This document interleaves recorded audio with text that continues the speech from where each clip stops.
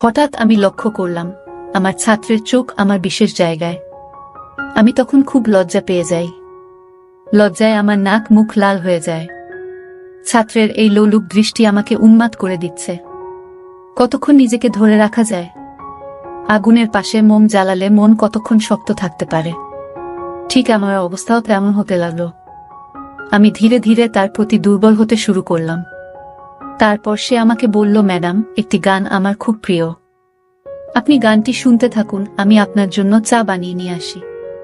আমি বললাম, আচ্ছা। গান শুনতে শুনতে হঠাৎ এমন একটি ভিডিও আমার সামনে এলো যা দেখে আমার সব ভিজতে শুরু করলো। তারপর ও আমার সাথে যা করলো তা শুনলে আপনার পানি গড়িয়ে গড়িয়ে পড়বে। তাহলে শুরু থেকেই বলি। হ্যালো বন্ধুরা, আমি নাসরিন আক্তার শিলা। সবাই আমাকে শিলা বলে ডাকে। বান্ধবীরা সবাই বলতো আমি দেখতে নাকি পরিমণির মতো। আমি একটি পাবলিক ইউনিভার্সিটিতে পড়ি। আমার বয়স 22 বছর। আমার বাবা মা গ্রামে থাকে আর আমি ঢাকায় একটি ছাত্রী হোস্টেলে থাকি।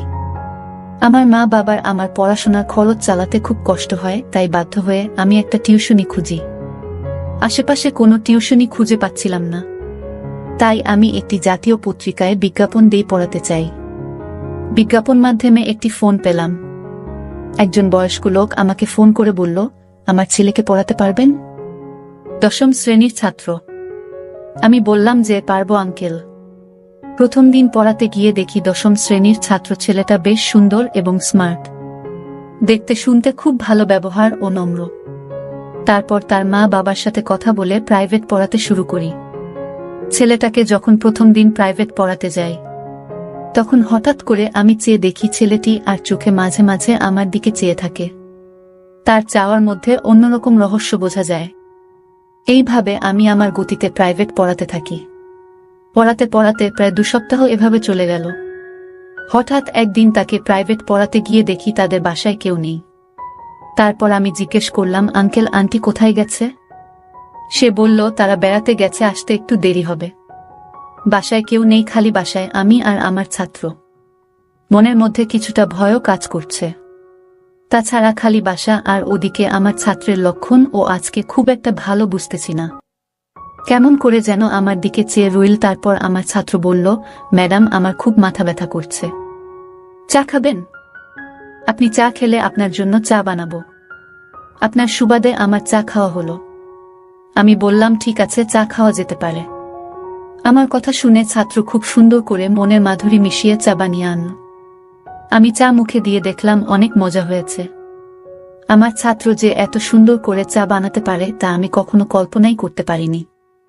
তার হাতে চা খেয়ে তার প্রশংসা করতে লাগলাম। আমার প্রশংসা শুনে সে অনেক খুশি হলো। এইভাবে তাকে 2 মাস প্রাইভেট পড়ালাম। 2 মাস খুব ভালোই থাকল। তারপর একদিন শখের বসে শাড়ি পরে ছাত্রীর বাসায় প্রাইভেট পড়াতে গেলাম।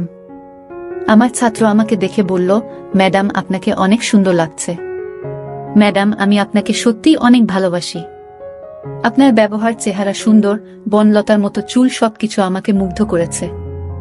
আমি আমার অন্তরের অন্তঃস্থল থেকে, হৃদয়ের গভীর থেকে আমার সবটুকু ভালোবাসা আপনাকে দিলাম। প্লিজ আপনি আমার ভালোবাসা গ্রহণ করুন। 10ম শ্রেণীতে পড়ে ছাত্রের মুখে এত সুন্দর প্রেমের কথা শুনে আমার মাথা ঘুরে গেল। কখনো কল্পনাও করতে পারিনি যে সে আমাকে এত সুন্দর করে প্রেম নিবেদন করবে। কি করব তখন আমি বুঝতে পারছি না। সবকিছু ওলটপালট লাগছে। মনের ভিতরটা যেন ঝড় বয়ে যাচ্ছে। আমি এর আগে কখনো কারো প্রেমে পড়িনি তো, তাই কিছু বুঝতে পারিনি। তার কাছ থেকে এসব কথা শুনে কেমন জানি নিজের মধ্যে উতাল পাতাল হাওয়া বয়ে যাচ্ছে। জীবনে প্রথম কারো কাছ থেকে এমন রোম্যান্টিক কথা শুনে আমিও যেন উন্মাদ হয়ে যায়। তারপর সে বলল, ম্যাডাম, আপনি কি আমাকে ভালোবাসবেন? আপনি কি আমার ভালোবাসা গ্রহণ করবেন? আমার কাছে এমনভাবে প্রেম নিবেদন করে বসল। তখন আমি কি করব বুঝতে পারছি না। আমি বললাম, রাকিব, তুমি আমার ছাত্র। তাছাড়া তুমি আমার চাইতে বয়সে 4 বছরের ছোট। এসব কথা ভেবো না, তাহলে পাপ হবে। আমার ছাত্র বলল, ম্যাডাম, কেন? বয়সে বড় হলে কি প্রেম করা যাবে না? বয়সে বড় হলে কি তাকে ভালোবাসা যায় না? আমি তো আপনাকে মন থেকে ভালোবাসি। আমার ভালোবাসার মধ্যে কোনো খাদ নেই। ম্যাডাম, আপনি আমার চাইতে বয়সে বড় হলেও আমার কোনো সমস্যা নেই। আপনি যদি আমাকে ভালো না বাসেন তাহলে আমি পড়ব না। ছাত্রের এমন কথা শুনে মনটা খারাপ হয়ে গেল আর মনে মনে ভাবলাম, অনেক কষ্ট করে টিউশনিটা পেলাম। যদি টিউশনিটা হাতছাড়া হয়ে যায় তাহলে তো আমি বাসা ভাড়া দেব কি করে, চলবো কেমন করে? মনের মধ্যে অনেক ভয়। যদি এখন আমি তার প্রেম নিবেদন না করি তাহলে হয়তো বা আমার টিউশনিটা বাদ হয়ে যাবে। রাকিব তার বাবাকে ভুল ভালো কিছু বোঝাবে। এই সব চিন্তাভাবনা করতে করতে বাসায় চলে আসলাম। বাসায় আসতে নিলে আমাকে ফোন দেয়, ম্যাডাম কেমন আছেন? বাসায় গেছেন? খাওয়া দাওয়া করছেন? কি খেয়েছেন? আমি বললাম, হ্যাঁ খেয়েছি। তুমি খেয়েছে? রাকিব বলল, জি ম্যাডাম খেয়েছি, আগামীকালকে কোথাও ঘুরতে যেতে মন চাইছে। ম্যাডাম চলুন কোথাও ঘুরতে যাই, আমার খুব ঘুরতে ইচ্ছা করছে। ম্যাডাম বলল, কোথায় যাবে? আমি বললাম, নন্দন পার্ক। ম্যাডাম নন্দন পার্কের কথা শুনে অনেক খুশি হলো। ম্যাডাম আমার সাথে ঘুরতে যেতে রাজি হলো। তারপর ম্যাডামকে নিয়ে নন্দন পার্কে গেলাম ঘুরতে। সেখানে অনেক কপতি হাত ধরে চলা, বসে আড্ডা মারা। এসব দেখে আমি ছাত্রের প্রতি আরো ইমোশনাল হয়ে পড়ি। সেও আমাকে বিভিন্নভাবে তার প্রতি দুর্বল করার চেষ্টা করে। এভাবে অনেক আনন্দঘন মুহূর্তে এদিনের সময়টা কাটল। এই দিন আমি আর তাকে প্রাইভেট পড়াতে যাই নাই। পরের দিন আমি তাকে প্রাইভেট পড়াতে গেলাম। আমি তাকে মনোযোগ দিয়ে প্রাইভেট পড়াতে শুরু করলাম। হঠাৎ দেখি আমার টেবিলের নিচে আমার পায়ের উপর কারো পায়ে সুটসুটি। বুঝতে বাকি নেই সে যে আমার গুণধর ছাত্র। হঠাৎ পায়ের মধ্যে কোনো পুরুষের ছোঁয়া পেয়ে সমস্ত শরীর যেন কাঁপুনি দিয়ে উঠল। মনে হলো শরীর বিদ্যুৎ প্রবাহিত হতে শুরু হলো। তার পায়ের নিপুণ কৌশল আমার আস্তে আস্তে উপরে উঠতে শুরু হলো। বুঝতে পারছি না আমার সাথে কি হচ্ছে। হঠাৎ ছাত্রের মা চা নাস্তা নিয়ে এলো। পরিস্থিতিও স্বাভাবিক হয়ে গেল। এইভাবে সেদিন আমি বেঁচে গেলাম, আর মনের মধ্যে সবসময় ভয় হতো কখন জানি কি হয়। তারপর আর একদিন রাকিবের বাবা মা 2 দিনের জন্য রাজশাহী গেছে। তাদের কোনো এক আত্মীয় নাকি অসুস্থ, তাদেরকে দেখতে গেছে। রাকিবকে নিয়ে যায় নাই, কারণ সামনে তার পরীক্ষা। এই 2 দিন নিয়ে আমার খুব ভয় ছিল, আর মনে মনে ভাবি, রাকিব আমার জন্য যে পাগল জানি না, এই 2 দিন খালি বাসা পেয়ে রাকিব আমার সাথে কি করে। মনের মধ্যে আতঙ্ক নিয়ে তাকে প্রাইভেট পড়তে যাই। এই 2 দিন প্রাইভেট পড়াতে যেতে চাচ্ছিলাম না। আঙ্কেল বলে গেল রাকিবের সামনে পরীক্ষা, তাই প্রাইভেট একদিনও মিস দেয়া যাবে না। কি করব, বাধ্য হয়ে আমাকে প্রাইভেট পড়াতে যেতে হলো। রাকিবের আব্বা আম্মা যখন রাজশাহী বেড়াতে চলে গেল, এর পরের দিনে আমি রাকিবের বাসায় তাকে প্রাইভেট পড়ানোর উদ্দেশ্যে যাই। কলিং দিলে রাকিব এসে দরজা খুলল। দরজা খোলার সাথে দেখতে পেলাম সমস্ত রুম সে কাঁচা ফুল দিয়ে সাজিয়ে রেখেছে, আর পুরোটা জুড়ে লেখা রাকিব প্লাস শিলা। আমি অবাক হয়ে বললাম, এসব কি? সে বলল, এটা আমার ভালোবাসার বহিঃপ্রকাশ। আজকেও আপনাকে অনেক সুন্দর লাগছে।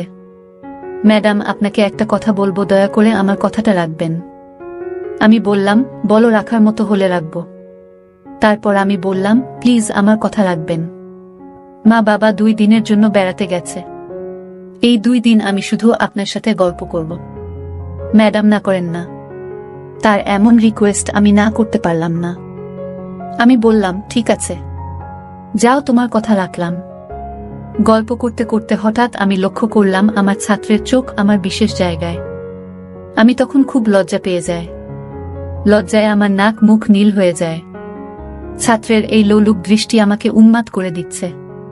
কতক্ষণ নিজেকে ধরে রাখা যায়? মোমের পাশে আগুন জ্বালালে মন কতক্ষণ শক্ত থাকতে পারে? ঠিক আমার অবস্থাও তেমন হতে লাগলো। আমি ধীরে ধীরে তার প্রতি আকৃষ্ট হতে শুরু করলাম।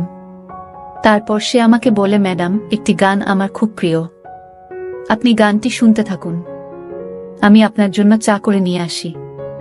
আমি বললাম, আচ্ছা। গান শুনতে শুনতে হঠাৎ এমন একটি ভিডিও আমার সামনে এল, যা দেখে আমার সব ভিজতে শুরু হলো, চরম পর্যায়ে আসতে শুরু হলো। বুঝতে পারছি না এখন কি করব। এই ভিডিওটা দেখে আমার আবেগ শতগুণ বেড়ে গেল। সে আসতে আমি ভিডিওটা বন্ধ করে ফেলি। সে চা নিয়ে এসে বলল, ম্যাডাম, এই নিন চা, আপনার জন্য আমার পক্ষ থেকে স্পেশাল চা। আমি বললাম, তাই? আচ্ছা, ঠিক আছে। চায়ে মুখ দিয়ে দেখি, বা অনেক সুন্দর চা বানিয়েছে, যার জন্য তোমাকে অনেক ধন্যবাদ। সে বলল, ম্যাডাম, শুধু কি, ধন্যবাদ। আমি বললাম, আর কি দিব?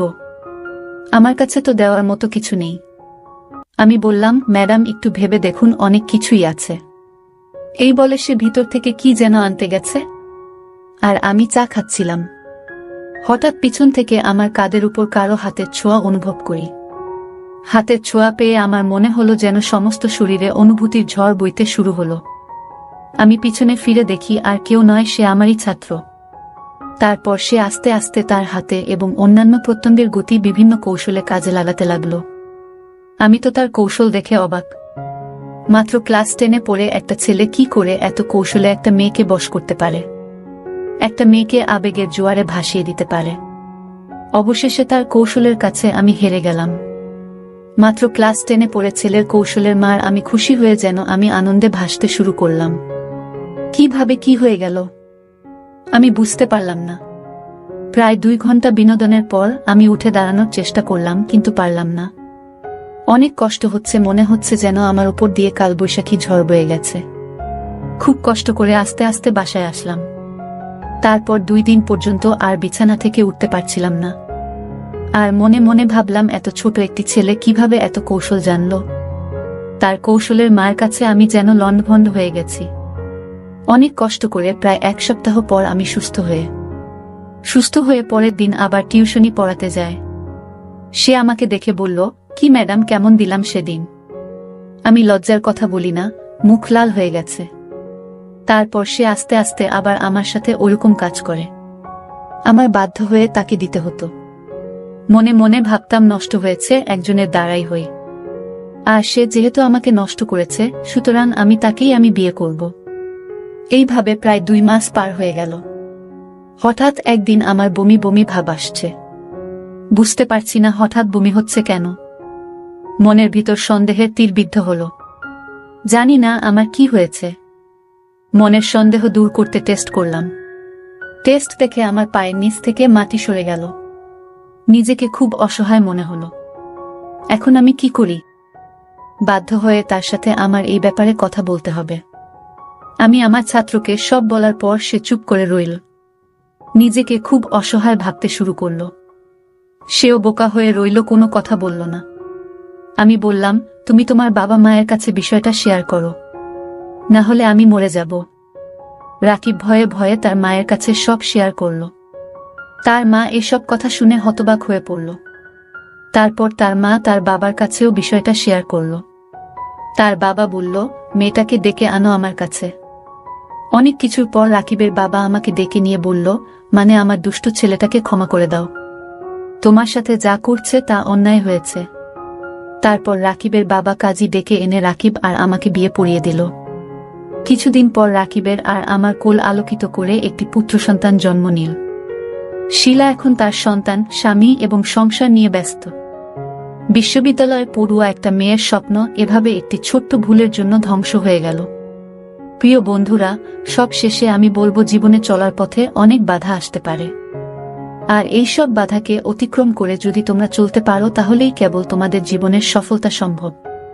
গল্পে শিলা যদি তার আবেগটাকে কাজে না লাগাতো, তাহলে তার সবকিছু হারিয়ে 4 দেয়ালের ভেতর বন্দী হতে হতো না। ধ্বংস হয়ে যেত না তার মা বাবার এবং তার নিজের সারা জীবনের স্বপ্ন। মহান রাব্বুল আলামিন আমাদের সকলকে সঠিক বুঝ দান করার তৌফিক দান করুন। বন্ধুরা, ভিডিওটি ভালো লাগলে একটি লাইক দিন, আর আপনারা যদি এরকম ভিডিও পেতে চান তাহলে দয়া করে আমার চ্যানেলটি সাবস্ক্রাইব করুন। আপনাদের সকলের সুস্বাস্থ্য কামনা করি। ভিডিওটি দেখার জন্য আপনাদের সকলকে অসংখ্য ধন্যবাদ।